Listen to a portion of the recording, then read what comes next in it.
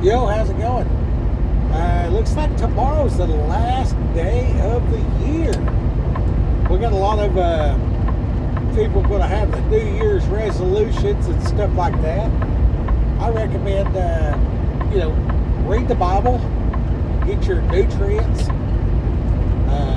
Jesus said, "My body is indeed bread, and my blood is like wine." Okay, so we see that the eye is the window to the soul. Bible says that. And then it says the Word became flesh. So Jesus is the embodiment of the Word of God. He is the human form of the Creator. Nothing was made without Him. Okay, so as we read the Bible, we are consuming, taking it in. Think about it. It's like your digestion process. And then it gets down to your heart. You're like, man, I need to do right or whatever. And then it sinks below. And that's where your gut feelings come from. You know what I mean? So you want to listen to your gut. My dad always told me that. I'm sure you've heard similar. Okay, now we have another Cherokee Indian saying that inside of each young man is a good wolf and a bad wolf locked in a battle. And the one that you feed is going to win. So that's good. More importantly, the righteousness, there has to be a focus. So it's not really just the feeding, but it's the dedicated focus. So I want to dedicate a certain time. I want to dedicate a certain amount of time, and I want to dedicate to consistency. And if I put that into the Bible, I want to read for X amount of time at a certain time of day or multiple times a day. And I want to set that apart so that would be holy. And then I want to make a dedication of consistency. Because we see it in all things. If I just overeat a little bit and I consistently stimulate insulin, I'm going to wind up fat. If I consistently stimulate ketosis and avoid insulin, I'm going to have the results of that. I can fluctuate between the two and be all over the place metabolically, like how fast I digest, right? So I can get out of whack. So I want to stay consistent so I can reach my goal. So I need to understand what my goal is, count the steps back to where I'm at, and know what's appropriate, and set these markers. Okay? So one of the ultimate markers is consistency. So as I set this time apart, time of day, as I set this length of time, as I make this determined goal of consistency, this is critical behavior if you want to have the proper nutrition as you proceed throughout life. Because I don't want to let life happen to me, right? I want to be effective. I want to not waste my time. I don't want to kill time. I don't want to work real hard and get 70% right, and then the other 30% thwart all my effort. Like you hear a lot of people, they quit. You know what I mean? So I want to get realistic to a certain degree, but I want to be audacious in my goals, and I want to choose what I'm going to war against. Like I'm warring against ignorance. I want to know what the law is. What is right what is wrong. You know what I mean? Like, what's wrong and what's right? Okay? Mosaic Law. Read that. Focus there. Paul said that he knew his sin because of the law. The law made him aware of his sin. It didn't mean that if I don't know, I'm not guilty. It means that I should identify it so that I'm making appropriate choices. You know what I mean? I don't want to be ineffective for the kingdom, especially, right? So I need to read the Word, right? So, you know, the Word become flesh. So this bread, this diet, needs to be consistent Bible study. And then I can also apply these same principles to a budget. I can apply this to gaining marketable skills. I need to be aware that the United States might carry on the way it is today for 400 years. The electricity grid could go down tomorrow and 90% die in the first year. But the other part of that statistic is 60% die the first 30 days. So, you know, what's it look like to just get away from all these people that are killing each other? Because I don't think you're just going to fall over and die. You know what I mean? I need to get in shape because, like, I don't want to have a heart attack because it's been 31 years since I walked 10 miles to get a gallon of water to walk back to my house. You know, so number one, like, do I have water at my house without electricity? You know what I mean? That's a good thing to consider. A very good thing to consider. You know, we're in winter, you know, the storms happen and stuff like that. The power goes out, you know, you're driving around, you know, you might get stranded, you know, so at my home, in my vehicle, what's up with my family? Do I have alternative locations to house me and shelter me in the event that there's no food, no water, no security? You know, what does that even look like? And then, what's the probability of that happening? So, like, I don't know. I got to be ready for both every day, all the time, every day. So, who knows? God knows. He knows every hair on your head. You know, his eye is on the sparrow. You know, you're worth many sparrow. You know what I mean? How much more are you worth? You know, Jesus didn't die for birds. He died for human beings. And he will give you position and understanding and opportunity. And as you walk these things out, you'll be able to do more than you think. But you don't want day one, you're like, you know, if I'm going to go camping for 9 months, I probably want to, like, at least go camping. You know, can I get my family together, go a couple 100 miles, post up for, you know, 10, 15 days, get back in my equipment, go back to my house. You know what I mean? Can I do that?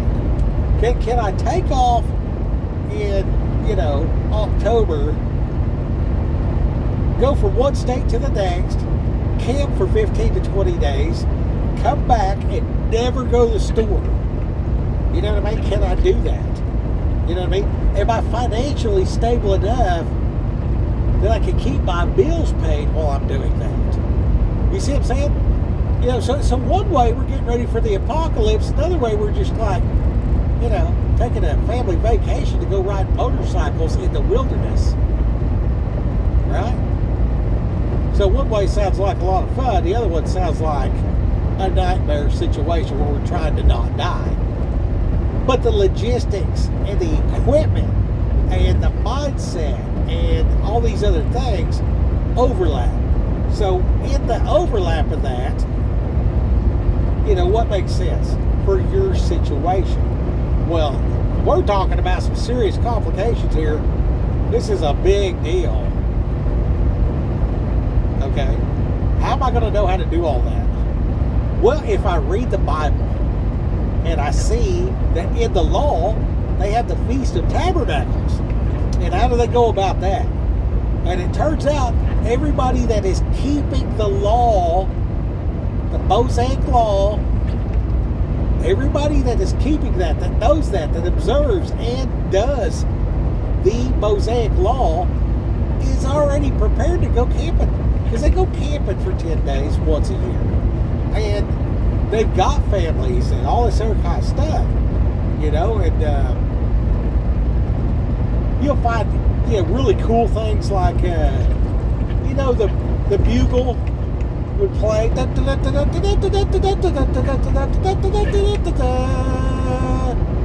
charge, you know, or whatever, you know what I mean? So you might get you a, you know, horn of an animal, a shofar, and just like blow through there and like practice, and then like, you know, this sound means this and that sound means that. Now you're over here and you got to make a movement, and then your buddy's over there, and you want to tell him, I'm going left. You'd be like, and you hear back, well, he's going right. See what I'm saying? So now you can communicate over distance in a code that everybody else will be like, did you hear that? Yeah, what was that? I don't know. You see what I'm saying? So having these reindeer games or whatever, having fun with your family, Boy Scout style, going camping, keeping the Feast of Tabernacles, and for some reason, you know, forget the reason. Just, you know, it's Tuesday of next week, and, you know, a thing comes up on your phone. Situation. I have to gather my family and go 200 miles, camp for 3 weeks, and when that's at the end of the festival, come back or whatever, you know what I mean? Whatever.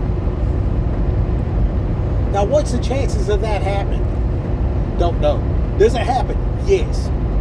Okay, what does that look like? You know, do you have a garage separate from your house? Because there's like a house fire. Do you have, you know, fire extinguishers and all this other kind of stuff to put the fire out? Okay, so all this stuff is wisdom. And one of the most beautiful promises in the Bible is that God loves us, and He freely gives wisdom to all those who ask. So if I ask God for the wisdom necessary to provide for my wife and children in the apocalypse, or like, you know, invest in the S&P 500 to establish, you know, generational wealth and a blood trust to hand down my land and holdings to my lineage, you know, whatever all that looks like, you know, all the joys of life, every bit of that, God's going to give me these nuggets as I go about it, as I'm looking at Him. Okay, so let your New Year's resolution be something along the lines of a laser focus on God. You know, Jesus was the Word made flesh. You know, we're going to have a new diet. You know, no read, no feed. No read, no feed. No read, no feed. So I'm not going to put food in my mouth until I've read the Bible to some degree. It might be 5 words in 3 seconds. It might be 5 hours. Whatever that looks like, you decide. But write it down. Write it down and dedicate to reading the Bible. Write it down and dedicate a time to read the Bible. Okay? So let's say that I have a schedule, a set schedule, whatever that looks like for you. And before I do stuff, I want to put God first. So when do I read the Bible? Before all the other stuff. So put God first. Remember your first love. Be like, well, I love that God gave me the earth and my attributes and my family and all things good. I love that. I need to remember that and be like, thank you. What is this notation that you gave me called the Bible? And then I should read it first. So put God first. Okay? So that's what time we do it. Doesn't matter if you wake up at noon because you work the evening shift, or if you're waking up at 3 a.m., whatever. Dedicate, sacrifice sleeping in. Cut your sleep short to, if all you can do is 10 minutes, you know what I mean? Hey, that's what you can do. Do it. Doesn't matter how much, just make sure you do it. And then you want to add consistency. Okay, so I want to look from where I'm at to where I'm going in this semi-truck a lot different than in a car, because I can't stop as fast. So I have to look further down the road. I want to scan the horizon for potential disaster as I drive, right? As I'm cruising, in my earth suit, my human body, I want to, decide. I don't want life to happen to me. I want to decide what's up. You know what I mean? And I've decided I'm going to pursue Jesus and do right by Him, because He freaking died for me, right? I mean, it's the least I can do. So if I dedicate this time, okay, I'm going to do this dedication for a year.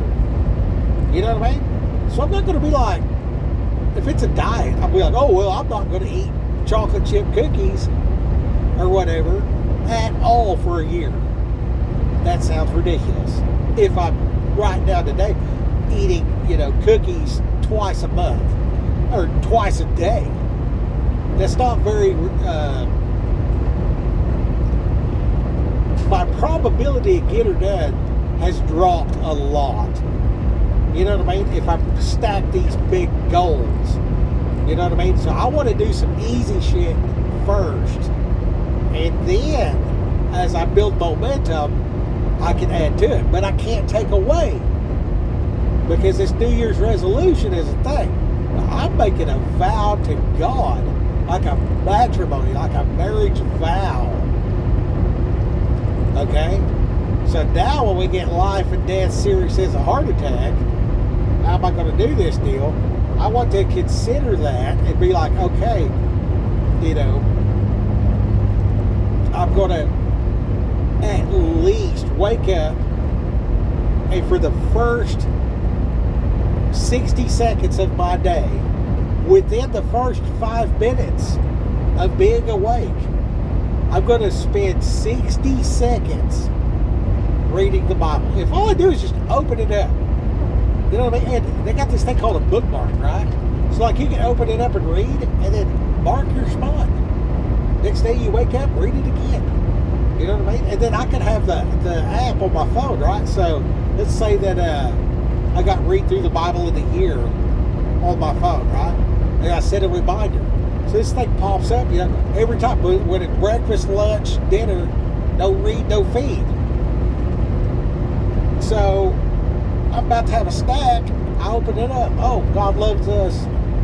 God forgives us the way we forgive others. That's cool. And eat a Snickers. I don't know. Whatever. You know what I mean? Which, I wouldn't be eating Snickers or whatever like that, but sometimes I do. Sometimes I do. I can set my diet. Like, I can make a decision over the course of the next 52 weeks. There's probably going to be a Snickers involved somewhere. Whatever type of, candy bar you like. Whatever, you know what I mean? It's going to happen because I'm looking way down the road. So I can be more realistic. Like, oh, well, I'm not going to have sugar or bread for 2 weeks. Well, that's short-sighted. You know what I mean? I'm going to say, I'm going to lower my insulin consistently, you know what I mean, for the next 75 days by having low amounts of bread, low amounts of sugar. You see what I'm saying? That's drastically different in my length of time and in my variable amounts. And that's another thing too. So, like, you want to get specific sometimes, and sometimes you want to be vague. So I can say that, 2,000 calories a day, 7 days in a week is 14,000 calories, right? So I get, I'm up to, 11,000 calories, and I got a day to go. I'm like, okay, today, one day I might eat 4,000 calories, and then I might have to cut it short on different days or whatever, which I don't count calories, but, whatever works for you. With that type of goal setting, I want to set consistency to smooth this thing out. Bread, sugar, pie, whatever. I want to limit that, get rid of that. Steak, butter, eggs. I want to increase that. You know what I mean?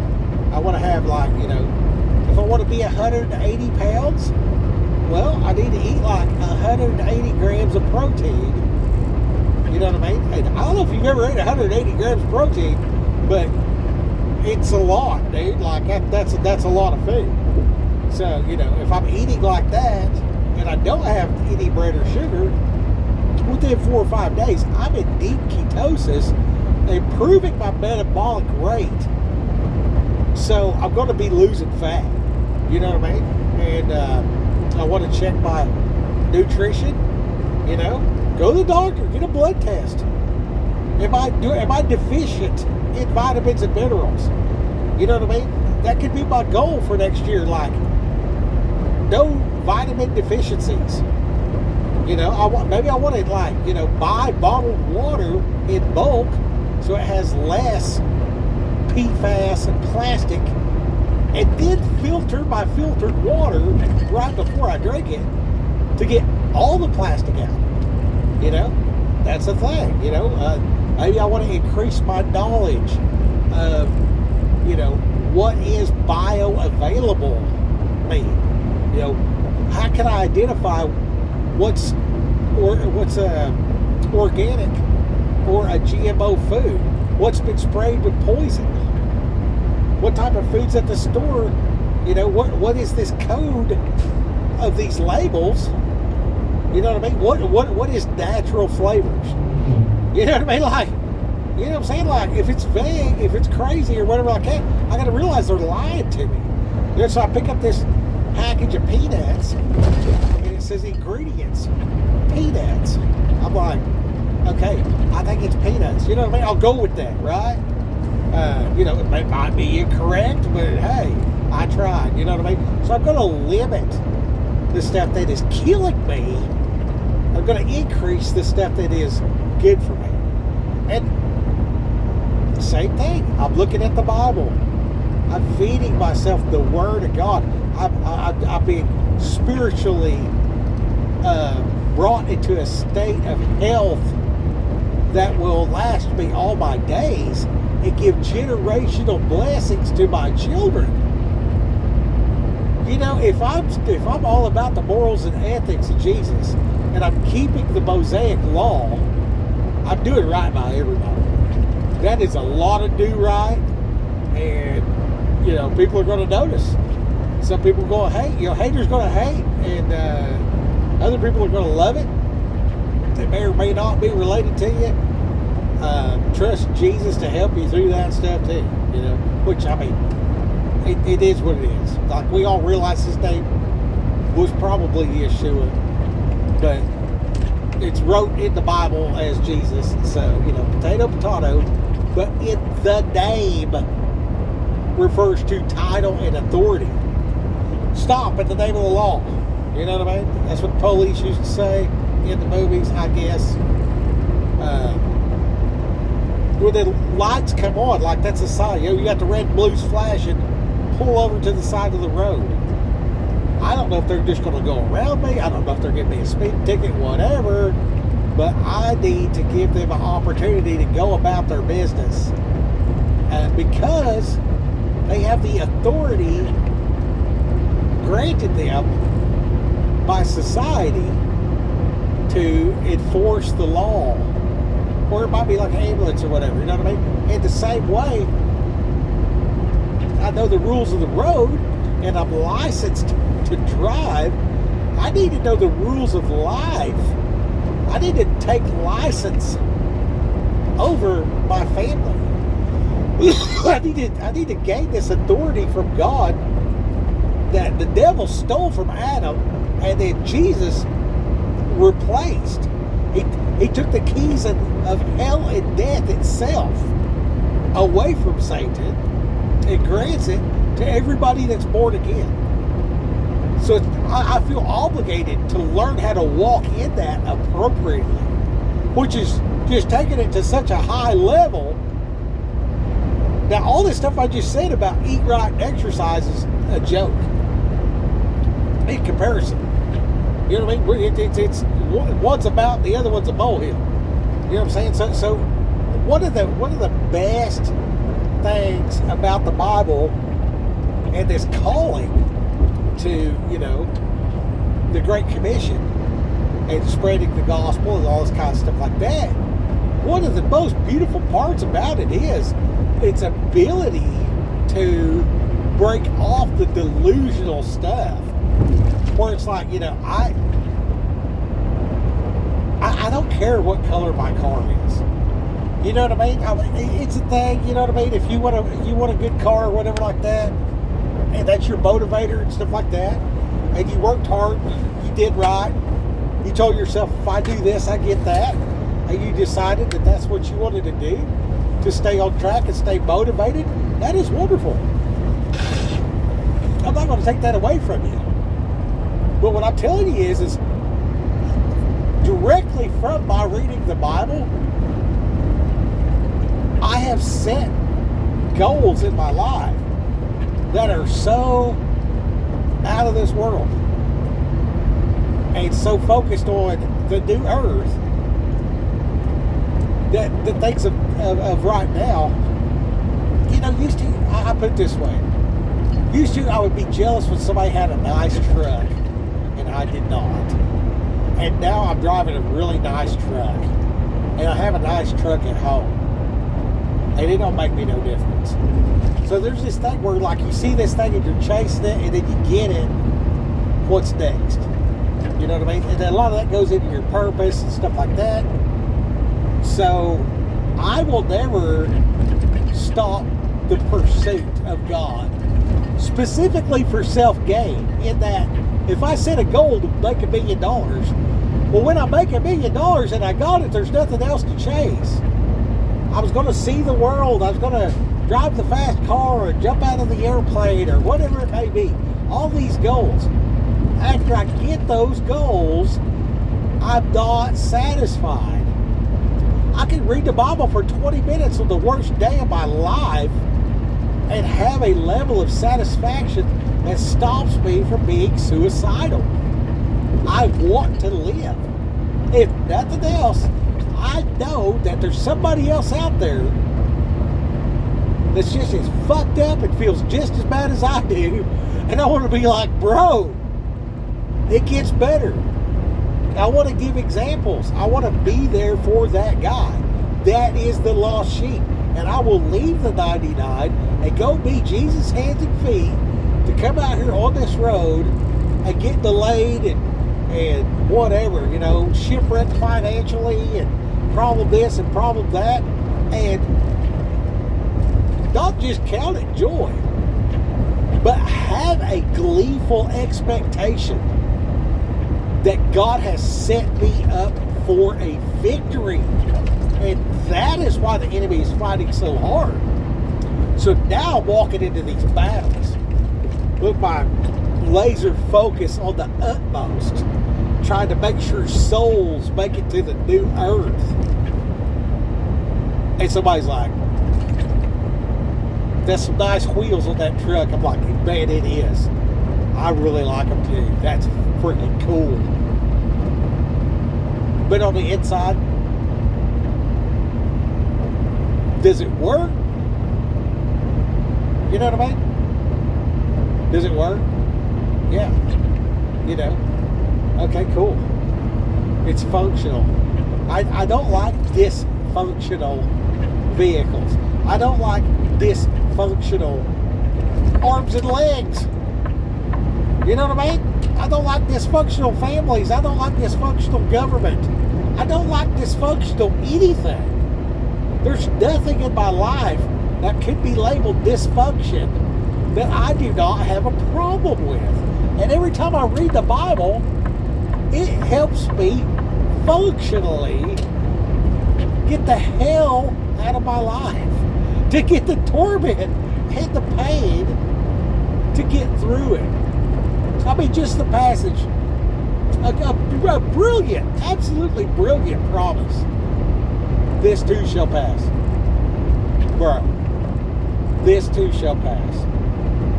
You know what I'm saying? And I heard a good man, he said, it's a 24-hour rule. You make the big win, you get the trophy, you get 24 hours to celebrate, and then it's nose to the grindstone. You know, there's a tragedy or something else like that. You lost the big game. You got fired. You got 24 hours, and then it's nose to the grindstone. You know what I mean? And as you're doing that, and you got those limits set, you got those boundaries etched in stone. You have something that will give you stability, and it's very, very reassuring. It's so reassuring. It is awesome. It is wonderful. It is greatness. And nobody can take it away from you. Here's one of the best parts. Nobody can take that away from you. You can give it away. You can give it away. You know, I can give away my peace. You know, I can fall weak in a moment to my addictions, to my less than. You know, I just might not be doing what I know I'm supposed to do, and the people around me look at what I'm doing. They're like, "Well, why are you beating yourself up, Skip?" It's like, well, I'm standing there looking at the truck with the shiny wheels, and I'm like, I should have saved money and just paid cash for this, so I didn't have to borrow or whatever. You know what I mean? In my head, it's just all going all the time. Could have done better. Okay, is that coming from the devil, or is that thought coming from God? Identify that first. You know what I mean? Am I being rebuked for living above my means by buying shiny wheels truck? You know what I mean? Or did I have to buy the vehicle to develop the payment history to obtain the mortgage to have the house, and then be an established homeowner so I can leverage the price of the house to start the company, and then build out the company to supply, or build out the company and develop the land to flip to develop the supply company, and the supply company go all throughout the earth building orphanages. You see what I'm saying? So like a guy's got to have a hobby, you know, a guy's got to have goals, whatever, you know what I mean? And then I can trust that even though it's been 23 years in the making, I ain't dead yet. I ain't dead yet. But if it took 23 years just to get this far, I'm on step 2 of 7. Well, at the rate I'm going, I better get on it. But at the rate I'm going, you know what I mean? I'm not backing down. Okay, so I want to be healthy when I get there. You know, me and my wife, we were in Memphis, we were walking, and these old people were walking. We're fat, they're not, and I said to her, we can't keep up with them. They're blowing our doors off out here because we're fucking fat, and it's embarrassing. You know what I mean? I don't care if I do care, but like, I'm such a weirdo. Like, you know, people say this like it's a cop-out, but I literally want love handles in case the apocalypse comes, because I think I need the calories. And like, you know what I mean? I don't want to start the apocalypse with 6-pack abs. You know what I mean? That's like already starving. That's the way my brain works. But a lot of people say something like that because they're just comping out. You know what I mean? And like, I feel like I need to prove that and get six-pack abs and like, have video evidence and then go ahead and get fat again in case the apocalypse comes. But it turns out it's just healthier all the way around to be lean. All signs point to lean out, Skip. So anyway, we were walking and we couldn't keep up. And I was telling her, I was like, when this is said and done, this trucking thing, I want enough gas in the tank to live my life. I want to be able to go that.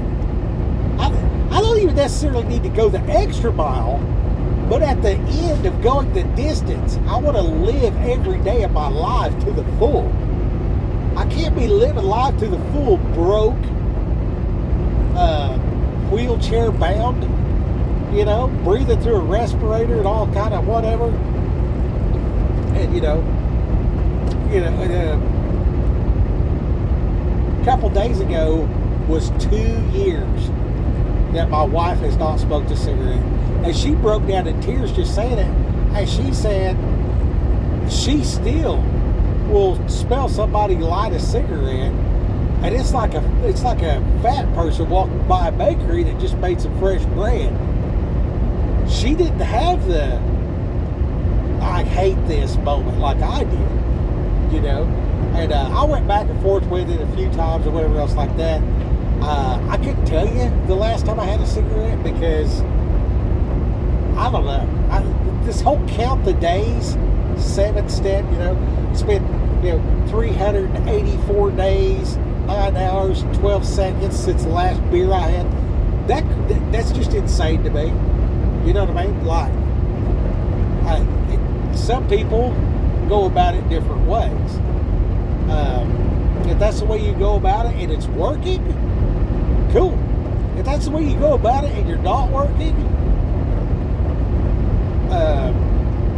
I'll say this. The reason why I don't have a problem with smelling a cigarette and wanting a cigarette is because I can't smell. Being a truck driver, if you ever went to the bathroom at the truck stop at about 7:30 in the morning, thank God my nose is plugged up. I have not, I was doing a 34-hour break, and I went to the Wendy's, and I was sitting at the Wendy's, and I could see the bathroom, and I'd see dudes go in, dudes come out, dudes go in, dudes come out, a bunch of people going in, and it takes them a while to come out. Some more dudes go in, it takes them for a while to go out, or whatever else like that. And I just thought to myself, and it hits me. Most men are pretty regular, and based off the parking lot, I was guessing that between 50 and 75 people per hour were taking a shit in there. And I was like, I don't smell a thing. You know what I mean? So, one of the greatest mercies, you know what I mean, that a truck driver could have is losing the ability to smell. You know what I mean? Like, that's, thank you, Lord. Thank you, God. With the most genuine, plain old jokes aside, a genuine thank you, Lord. So, like, if the apocalypse happens tomorrow and I'm fat and walking back to Texas, thank you, Lord. I didn't have, I wasn't Mr. Sexy. I wasn't armed to the teeth. I didn't have a freaking belt-fed M60 and bullets making an X across my chest with a bandana looking like freaking Rambo. I was just a fat guy walking home. And maybe that looks like somebody that you pick up hitchhiking if your vehicle's still working. You know, maybe I want to look like Opie in the apocalypse, and you know, slightly obese, and you know, not a you know, zombie. You know, I probably don't want to be drooling and, you know, trying to bite my left ear like a tweaker or whatever. You know what I mean? When you drive past a guy walking, who are you going to give a ride? You know? Like, oh, well, that guy looks like a zombie. That guy looks like a tweaker. That guy looks like a fat farmer. Like, this dude does not walk a lot. He is in distress. The other guy's like, oh yeah, he's walking because he just got out of prison. And he's probably going to kill somebody. Anyways, you got to read that Bible every day. I really got off on a tangent there, didn't I? Let's see here. I think I'm going to go through this traffic circle and proceed forward. We're at 6:20. I ain't getting up at 4 o'clock. In 600 feet at the traffic circle, take the second exit and stay on US 400 West. Thank you, device, for letting us know. Yeah, we're in Kansas. I'm bobtail, headed over here to get a trailer. Got about 2 hours left on the clock, so that's real good. Exit the traffic circle onto US 400 West. Continue on US 400 West for 85 miles. If you're watching this and you have anything to do with traffic circles, will you please quit putting curbs up and tearing up the equipment of everybody that's having a bad day?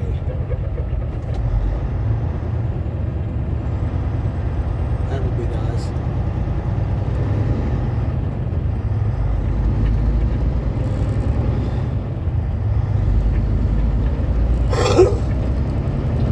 That right there is why you drive the speed limit in Kansas.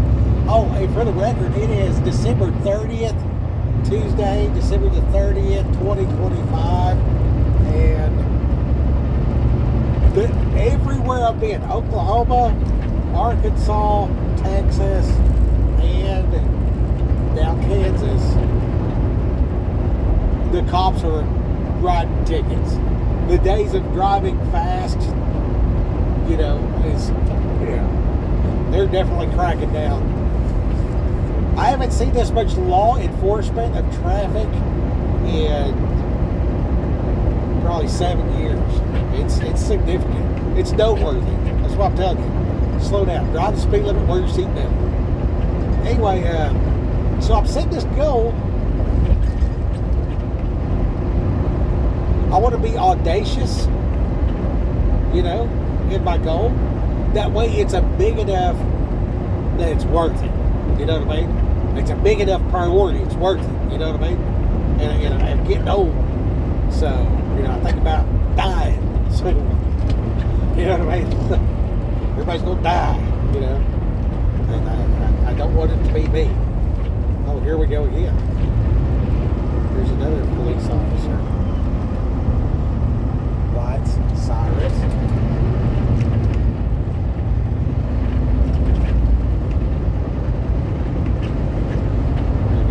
Trailer, a pickup truck, looked like he was pulling over.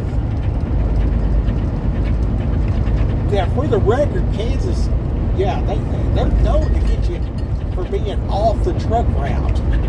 Like if you're a truck driver in Kansas, stay on the truck route. Hey, there's a bunch of places in this place where there's no reason for it not to be a truck route. Other than some city council decide to put up a sign and collect revenue off the truckers. That's for real. I ain't even kidding you. And yeah, so pro tip: double check your truck routes in the state of Kansas. Nebraska doesn't really care. You drop down out of Nebraska with the back roads, like right now I'm on 400. That road right there, no trucks. That road right there, no trucks. And you'll turn down that sucker and you'll make it a quarter mile down the road, and they'll have a sign out there on a fence post about the size of a freaking postage stamp, and they'll write you a $500 ticket. Ask me how I know. I was in it was like a real bad storm. And I was following the road. I was following the GPS. The cop pulls me over. This cop is getting completely soaked. I mean, it's raining harder than standing in my shower at the house. Literally. And this cop comes up, wants to open the door and check the VIN number and all this kind of stuff. And this guy's just getting soaked. And he has the audacity to say to me, it's about 3 o'clock in the morning. He has the audacity to say to me, well, didn't you see the sign back there? I said, sir, I can't see 15 foot in front of me. I'm trying to find a place to park. If the shoulder right here was wide enough, you'd have got me for being parked on a no-through trucks road, you know. And it was, there was like there was a lot of them strip malls and stuff around. 4 lane, had a turning lane in the center, but no shoulder. And I'm just like, if I see a parking lot big enough, I'm going to pull in there and stop for the night and just do a 10-hour break or do a split sleep or whatever. I had the guy pull me over or whatever like that. And I'm just like, I honestly, like, I moved over a little bit. I stopped in the lane, but I moved over a little bit thinking he's going to go around me and just guide me to the next turn. No, he were to stand out on the road for 45 minutes. It was crazy. Anyways, I'm gonna get off here like, well, I want you to know how important it is to be consistent. To be consistent. To be consistent. You know? My wife says that, you know, oh, you're ADD or whatever like that. I don't even know what the hell that means. I really don't. I get different. I'll focus in on something, and then I'll end up on a tangent about it, and then I'll come back to it. However, it's not that I've completely lost focus, or it doesn't matter. It's just, it's my brain shifting priorities. You know what I mean? I feel like it's my obligation to God to tell it straight. And in the midst of me talking about something, a lot of times, way more than you think. If you watch any of my, this video right here, I mean 12, 15 times in this video. What I was thinking and what I was saying is not the same thing. It is not the same thing. And I'd be on a train of thought that you can't talk about rabbit holes. Rabbit holes is some type of delusional fantasy following Alice in Wonderland. It's a train of thought. And that's important to point that out. I didn't just have, you know, an ADHD moment right there. I'm trying to explain to you how I think about stuff or whatever like that, and giving an example of the necessity of train of thought. So as I'm talking about my train of thought, I need to point out that it's damaging to our community to reference that as a rabbit hole. And there's so many things like that, especially the word justice.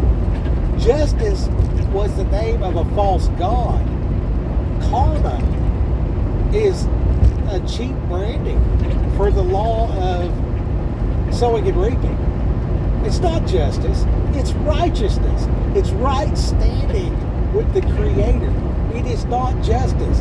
Justice is some false, paganized, you know, literary dwindling of the truth. And so it's rabbit hole. You know what I mean? And so, well, I don't know if you know what I mean is or not, but you know what I mean. I say that way too much. But it's a genuine question. I need to throw in watch close more often. I need to just tell you what to do. Watch close.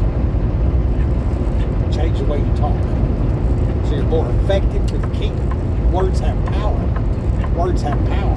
Words have power. There's power in the blood. The articulated, digestible communication, especially to the kinfolk, is life and death. Behold, the power of life and death is in the tongue. And the devil's subtle. So there ain't a whole lot of difference in a lot of these words. And then we see, recently, during the Biden administration, it's just totally obvious, where they try to hijack the language and how they want to influence the up and coming. Like that, the satanic rapper using sangria, he accessed the lyrics and music from Baby Shark to instill demonic worship into the youth with that phrase 6-7, and then tried to cover it up and say that 6-7 meant nothing, which is incorrect, which is what the devil does, further exposing that entire situation as demonic. You know what I mean? And I have to war against that. So we should be up to date with the fads. You know what I mean? Because some of the fads recently was cut your dick off, cut your children's genitals off, address them in an abominable way, and then demand each other to reinforce the lie. All that comes from the usurping of the man in the house to the woman of the house. Once the woman of the house takes control over the man, she will emotionally lead, which will lead to destruction every time. Every time. As a woman, you have to submit to your man. Your man has to be a man. A lot of these adults that are male gendered are not men. They are feminized versions of men. And a lot of these women are crazy because those feminized men will lie to them to fornicate.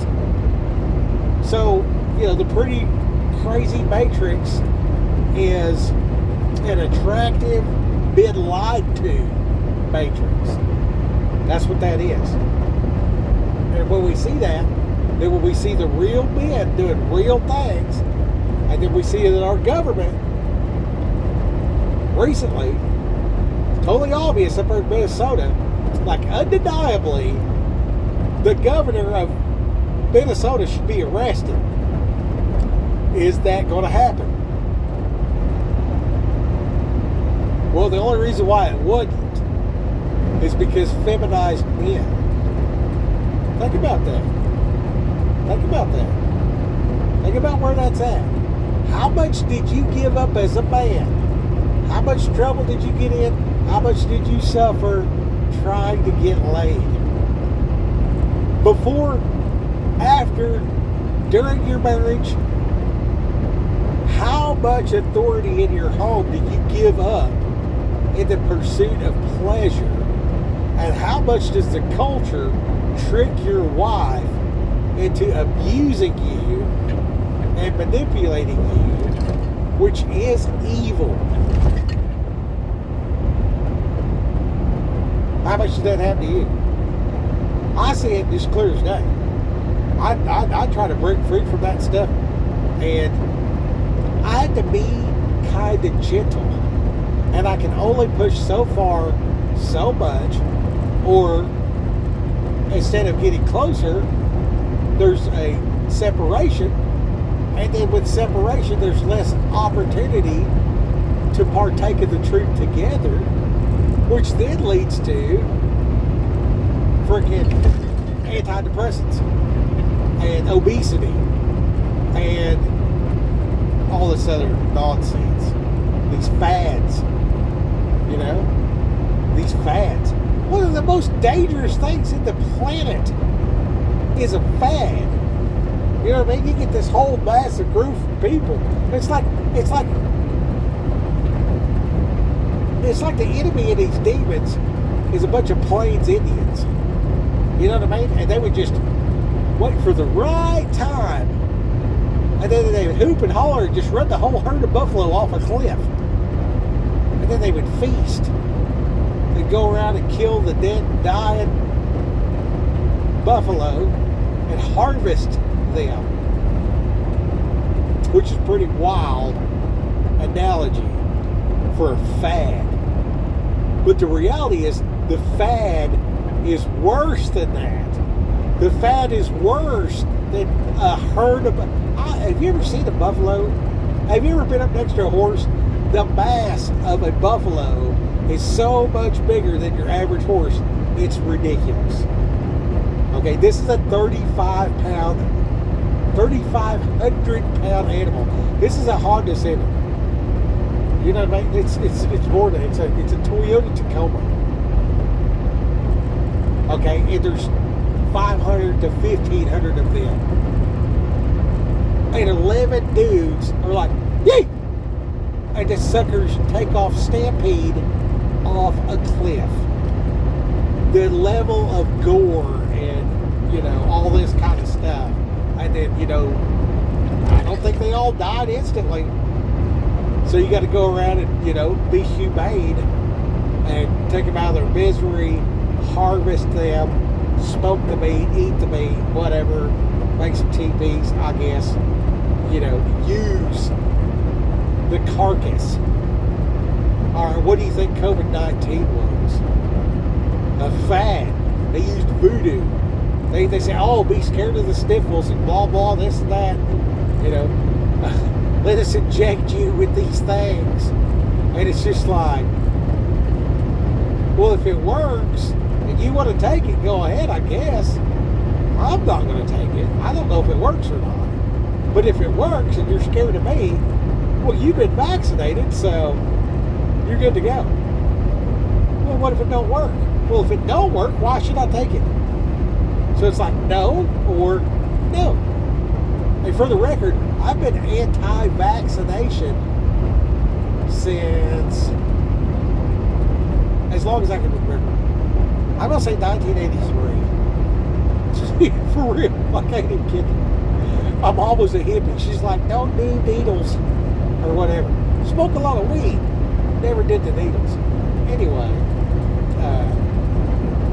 yeah. So these fads and these trends, man, horrific. And, I don't know what's up or what's next or what's around the corner. You know what I mean? But we seen how fast it went south. Okay? And the pendulum swings one way, but then it swings back the other. So it went plumb crazy off to one side, and that kind of come back a little bit. But now, the Democrats, from when I was growing up, they were like, no war and the working man, blue collar. And then now, they're insane. They're absolutely insane. And the Democrats of the 90s look like extreme right-wing people. And that's in the public eye. But I know extreme white people. Now say white or right? Anyway, I know some of I know I've been around actual skinheads. I've been around actual racists. I've been around people that think the white race is being exterminated from the earth. And statistically speaking, with time, they're kind of right. So, is it paranoia if you're correct? Who knows? Anyway, there's like all these conspiracies about, such and such or whatever. But you got zoos, man. You put the endangered animals in a secure area so they don't go extinct. You know what I'm saying? So, like, if you're white people afraid that the white people are going to go away, you start some kind of hippie commune where you only allow white people, well, what's the percentage of, like, red-haired, green-eyed girls? That's like an Irish thing, right? So, like, how many of them are around? And what do their parents look like? And, should we encourage them to breed to one another? And, you know what I mean? Like, do you want a miniature wiener dog? Well, you're going to have to breed them. I mean, do you want a Rottweiler? It's all in the breeding, man. So, like, people don't like possums. So they'll just run over them because they're hideous-looking creatures. But have you pet one? They're freaking soft. Their fur is like super duper soft. You know what I mean? So, like, yeah. My sister's got possums. That's how I know that. Which is, one of the most Arkansas things you will ever hear. Anyways, what is your plan to avoid the next fad? The next shift in culture? You know what I mean? Because when these weirdos get back in power, you look back around 1900, you see it swinging back and forth, back and forth, back and forth, back and forth. It's slowly losing the grip on reality, slowly losing rights until we become like a communist nation, until there's enough crazy that we lose the protection of God so that the enemies can overwhelm us. Like, we're almost there. So is the pendulum going to swing back the other way? And they're like, oh, take your guns away. They take our guns away, and then they, do the next pandemic, and freaking, now you got to stay at your house, and, you lose your job, lose your business, and lose your house, and then they do a homeless encampment relocation a year later, and you're in the gulag getting re-educated because you said motherfucker or whatever. You know what I mean? Because you see their bullshit, you said, hey, that's bullshit, and right here, right here, right here, you're a dirty bird. And they're like, we got more power than you. Off with his head. Because that's kind of what the Bible says in the last days, right? So as you read in the Bible, you're like, okay, yeah, when this goes south, they're going to round us up and cut our heads off. You know what I mean? And they're going to get us hooked on electricity and fossil fuels and take that shit away so that we've lost the ability to live off the land. So I need to learn how to live off the land without fossil fuel electricity. Is that going to happen right now? Or is that going to happen to my grandkids? Or my great-great-great-great-grandkids? 1,000 years from now, kids. I don't know. Not sure. But either I'm going through it or they're going through it, because the Bible says it's going to happen. And everything the Bible said was going to happen happened the way it said, over and over and over. And then the principles in the Bible, it's like, if you do this, you will get that. I've tested that so thoroughly, right and wrong. You know what I mean? I've been unrighteous in my dealings and suffered the consequences, and then read about it in the Bible, where it's like, don't do that, or you will suffer the consequences. And I'm like, yeah, checks out. Doesn't matter if it's good or bad. What was that joke about they used to have this Jamaican lady where she's like, call me now, I'll tell you the future, or whatever. You call her up and she's like, if you go to work every day for 14 days, you will come into money. It's like, well, no shit, you'll get a check. So if I get a job and go to work, and 2 weeks later I get a check, imagine that. She's freaking Nostradamus. I ain't talking about that. I'm talking about, there's predictions that's been made by people that lived 800 years BC, 2,800 years ago, and give account for what's going to happen in the Middle East, and exactly what they said happened, exactly what they said would happen, actually happened. Look at the prophecies about the reunification of Israel in the Holy Land. Go back, get just Isaiah, count them up, all the things he said would happen. He lived approximately 800 years BC. So I don't know who's counting, but more than 1,000 years, almost 3,000 years ago, the book said what would happen in like 1944, and it went down the way it said, which is a very particular way, and never happened that way in history anywhere at any time. The statistic probability of that, and because there's several of them, and they all happen exactly the way it said would happen. You know what I mean? So it's like, did I pick the Powerball, or did I win the entire lottery because I picked every number and the Powerball? You see what I'm saying? That's a big difference in statistics. This number for Israel to come together after World War II, the way they did, is a giant number. Like, you talk about 20 to 1 or 1,000,000 to 1, or, it's like, I'm 1 in 500,000 chance of getting hit by lightning or whatever. You know what I mean? The number for the statistical probability of what happened when Israel come together as a nation in one day and reinstituted the shekel as their monetary unit. It's like a 1 with 27 zeros behind it, bro. Like, I don't even know what the word for that is. I can't even comprehend what word to use to define a number of that many digits. We ain't talking 7 figures, we're talking 27 figures. Just write 27 zeros on a piece of paper and look at it. It's ridiculous. Like a college ruled paper, you got to turn it sideways and put a 0 on every line, and it'll fill the whole page just about. It's just ridiculous.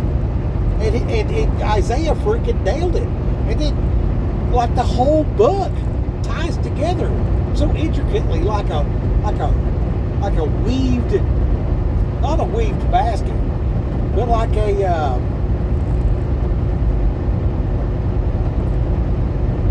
grand tapestry, and everything just complementing each other. Like, no matter which way you look at it, it's perfect and beautiful. And then, like, somebody will find some little fringe flaw. It's because they're taking something out of context, or it's a bad translation from the original. Every time. And then once you start seeing that, and then you look for that, you can go back. Because I'm real skeptical, right? So I'm like, okay, if the Bible's bullshit, who is saying it's bullshit, and what is these accusations? So I can look into it, right? Is this real or not? Because my son died. I just, if it's real, I want to see my son. I don't give a shit about God. At the time, I didn't give a shit. I'll be honest with you. I was all about drinking beer, chasing women, riding motorcycles, roofing houses. I'm wild as it gets. And, man, I spent a long time in a concrete box trying to figure this thing out. And the evidence is so overwhelming. Like, I don't believe in God. I don't believe in the Bible. I know the Bible's right. I know that God is real. You'll see these things that people believe in, and there's little to no evidence of it. Did Homer write the Iliad and the Odyssey? Did he really? How many original manuscripts? Have you seen a census from that nation state where they named everybody in the country? And Homer was one of those people. How many documents in Rome is there of a guy named Yeshua that was crucified? It's thousands. It's freaking thousands. And then you look at these other dudes, it's like the stuff that Alexander the Great did. Barely documented, bro. And then, like, maybe it was widely documented, but how much of that survived till now? And then we have all these surviving documents, and then they find the Dead Sea Scrolls, and they're looking at the book of Isaiah, they're like, it is exactly the way it was then that it is now. And then you look at the scribes, and you know, what did they do? You know what I mean? What process did they go through to copy? You know, and when you see all of that, it's like, you're telling me this guy dedicated every waking hour of his life to look at one page and it said ABC, and then he wrote down ABC, and then he read it again, ABC over here, ABC over there, and then at the end of the line he read the whole line, every letter, and then his co-worker read it, the original and the new text, and then the boss read it, and then the boss's boss read it. Yeah, I'm just, the redundancy, every word of a document this size, you know, because we're talking scrolls, man, and like what they had to do to produce a parchment that would survive, and yeah, just on and on, on and on, on and on and on and on and on. That it's biblical, man. Like literally, like that's a measurement. That's like the utmost. You know what I'm saying? Like when you're trying to articulate the utmost, you'll say this situation is biblical. You'll see them in movies and stuff. They'll be like, what was that Transformers movie? That guy said, "Man, this thing is wicked." You know what I mean? And that's got a certain level to it. And the way he said it seemed powerful. It ain't shit. That ain't shit. That is a fart in the world, man. Compared to, it's biblical. You know what I mean? And people don't have that reference these days because the culture don't have that. The culture don't have that. You know what I mean? They've been robbed. So if I can step in while somebody's making some coffee and bring them a comprehension of a biblical truth and put a crack in the dam of the culture that has made this individual delusional. They're poor, blind, and naked. And they think they got it going on. And I mean, I laugh, but it's not ha-ha. It's like laughing when you see your friend explode. I don't know if you ever seen anybody explode, but if you see it, you go, well, he ain't got the guts to do that again. It's just a way of dealing with it. You know, and I learned a long time ago. You got to be tough, right? You got to be tough. Man up. Suck it up, buttercup. Gird up your loins.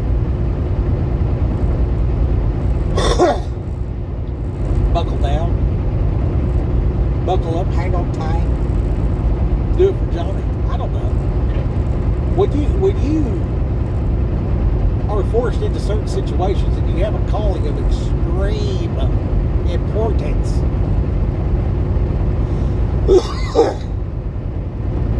but it looks like just be in the jail cell, don't say nothing, just be there.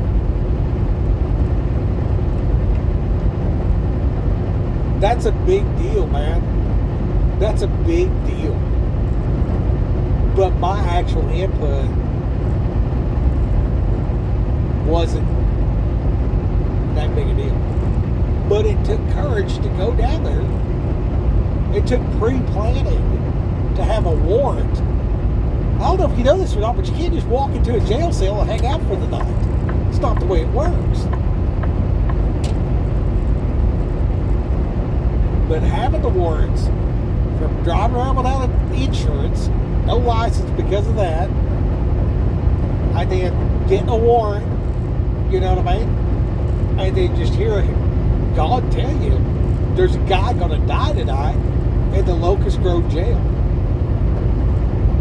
And I'm like, what do you want me to do? Go. So I went. And I turned myself in and everything. And it ain't like I'm just gonna stay there for the night. I mean, this is a warrant, and there's others elsewhere. This could be, you know, up to a year in jail, and go to a different jail up to a year, a different one up to a year, a different one up to a year, a different one up to a year. No exaggeration. And I go down there. You know what I mean? And it was there was zero hesitation. And I fully expected the best outcome. I didn't know what it looked like. I didn't know what it was going to work out to be. I didn't know what I was supposed to do. Just go. Cool. Yes, sir. Well, that night, dude comes in. I'm laying down to sleep. Dude comes in. He's putting his stuff on his rack to lay down. And I hear that's him.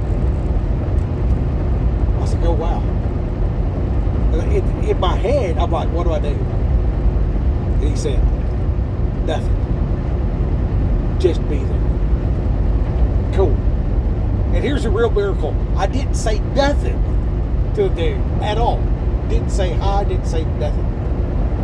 Just laid there. Next morning, he bonded out. And later, the Lord showed me that that guy was going to hang himself with the, I don't know if you'd call it a sheet or a blanket. The linens. We'll just call it that. Man, I'm laughing at the quality of the blanket. It's like a sheet, as thin as it is. You can cover your head up and still read a book through it. Pro tip. Completely cover your head and breathe under the covers. If it's that cold with the cover on, you'll still get air through the covers. It's okay. You can also breathe into your shirt. Exhale in the shirt, inhale from outside the shirt, but completely covered under the blanket. It really works. Anyways, so you want to walk in obedience to it. And it's like, Skip, how did you get to that level? I'm glad you asked. The world has beat me down all the days of my life. For real, man. Man, my daughter gave me this book, and it's like, I want to know you, Dad, or whatever. Because she was born, I was not there. And found out about it later. Made a few appearances. Kind of got locked up. Later on, you know, like, because the mom ran off. And I fathered the kid actually when I was 13. And 9 months to the day of my 14th birthday. So, yeah, I'm like freaking 46 with a 32-year-old kid. Which is crazy. And I had some more kids, but you know, don't talk to them. But then the one that I didn't know about, kind of knew, but not really. Didn't know where she went. And the funny part of that is because she ran off with this dude that was like 36. I knew I couldn't, and he was tough. So I was like, if I see this dude, I got to beat him up. But I can't because I'm 13. So I got a broken split ball handle and proceeded to practice beating trees and cars and stuff like that. So I watched Bruce Lee movies and anything with stick fighting, anything with nunchucks.